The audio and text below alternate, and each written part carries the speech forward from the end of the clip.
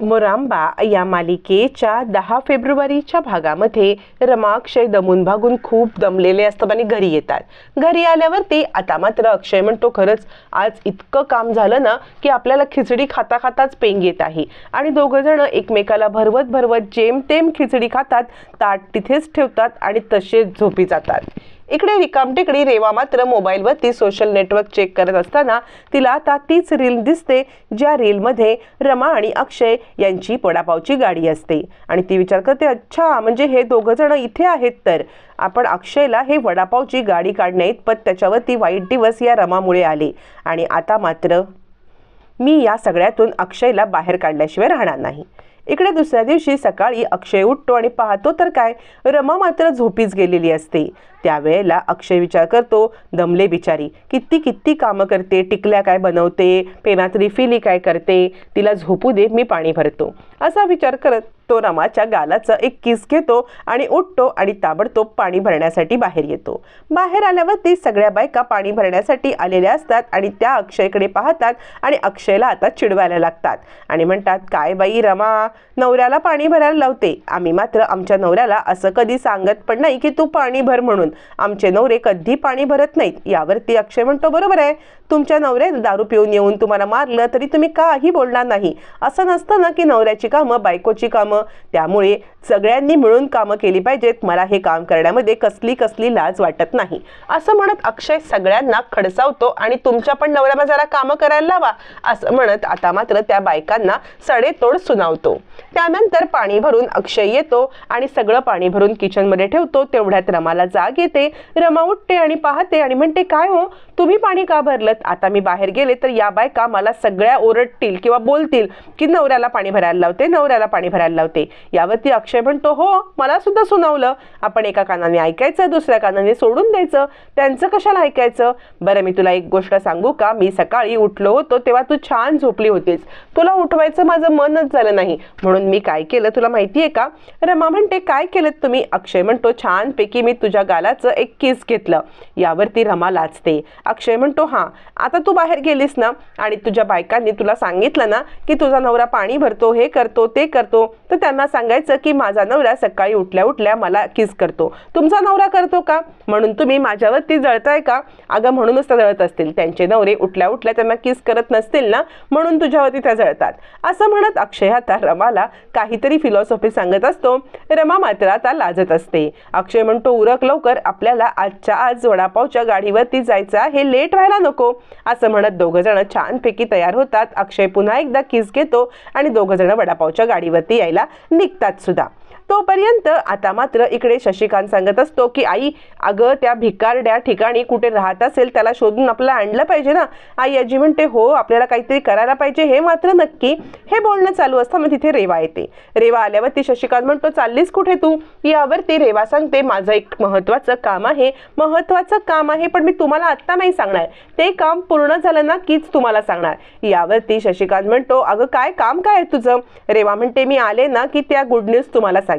शशिकांतला काहीच कळत नाही। त्यावरती रेवा गेल्यावरती आई आजी म्हणते, शशिकांत तू जा बरं हिचा पाठलाग कर। यावरती शशिकांत म्हणतो, आई चल ना तू पण। आई आजी म्हणते, नको मी काही येत नाहीये, दोघांनी तिकडे जाणं चुकीचं ठरेल, तू बघ जा रेवा कुठे जाते काय करते, असं म्हणत आई आजी शशिकांतला पाठवते।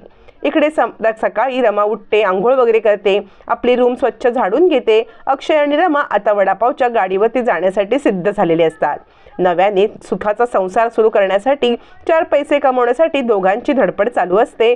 त्याच वेळेला त्यांच्या वडापावच्या गाडीवरती लक्ष ठेवण्यासाठी किंवा काम बिघडवण्यासाठी रेवा पण घरातून बाहेर पडते। मग आई आजी आणि शशिकांतचं बोलण्याप्रमाणे शशिकांत आता मात्र रेवाचा पाठलाग करायला लागतो। ज्या ठिकाणी वडापावच्या गाडीचं लोकेशन असतं तिकडे आता रेवा येते। रेवा येऊन पाहते तर काय, अक्षय भांडी विसरत असतो। अक्षय भांडी विसरत असताना रेवा ते पाहते आणि त्याचं शूटिंग करते। शूटिंग केल्यावरती मात्र आता रेवा तो मोबाईल आपल्याजवळ ठेवते आणि विचार करते, अक्षय या रमामुळे तुला ह्या नको ती कामं करायला लागतात, पण आता ही कामं मी तुला कधीच करू देणार नाही, तुझं कसं पुढचं आयुष्य सुखात जाईल हे मी बघेन, असं म्हणत ती आता वडापावच्या गाडीजवळ येऊन उभी राहते. इकडे तोपर्यंत गिरायकांची गर्दी असते. अक्षय रमा एक एक करत वडापाव बांधत असतात, देत असतात आणि खूप सारी गिरायकं झाल्यावरती तिकडे रेवा येते. रेवाला पाहिल्यावरती आता मात्र रमा आणि अक्षयला खूप राग येतो. पण आता गिराईक बनून आलेल्या रेवाला असं हकलवून लावणं चुकीचं आहे म्हणून दोघंही जण शांत बसतात. आणि आता रेवाला अक्षय विचारतो, काय हवे तुम्हाला? यावरती रेवा सांगते, मी न तुमच्यासकट ही सगळी तुमची गाडी विकत घ्यायला तयार आहे. यावरती रमा सांगते, मग तुम्ही चुकीच्या वेळेत आलात. अक्षय म्हणतो, तुला माणसांची कधी किंमत कळले का? तू मला कधीच विकत घेऊ शकत नाहीस. यावरती रमा म्हणते, हो, तुम्ही इथे चुकीच्या जागी आलेले आहात, त्यामुळे तुम्ही इथून आत्ताच्या आत्ता निघा बरं. असं म्हणत आता मात्र इकडे रेवाची हक्कलपट्टी करत रमा तिला तिकडून जायला सांगते. पण रेवा मात्र निर्लज्जपणे तिकडे उभी असते आणि म्हणते, तुम्हाला दोघांनाही तुमच्या गाडीसकट मी विकत घेऊ शकते. अक्षय म्हणतो, कुणाला हा माज दाखवतेस? अगं, या संपत्तीवरती लाथ मारून मी बाहेर पडलोय, त्या संपत्तीवरती आश्रित राह की जगणारी तू मला विकत घेणार? रेवा सांगते, आश्रित वगैरे काही नाही, मी तिथे काम करते आणि 4 पैसे कमवते. आश्रित कुणाला म्हणतोयस? अक्षय म्हणतो, तुला, कारण ना तू आश्रित राहतेस तिकडे राहते आहेस ना. असं म्हणत अक्षय आता तिला सडेतोड उत्तर देत असतो. पण रेवा ऐकायला तयार नसते. रेवा सांगते, तुमचं हे फडतूस काम आहे ना, हे बंद करा, मी पैसे देते. अक्षय म्हणतो, निघा इथून, तुम्हाला काही मिळणार नाही आणि हे घ्या, हा वडापाव घ्या.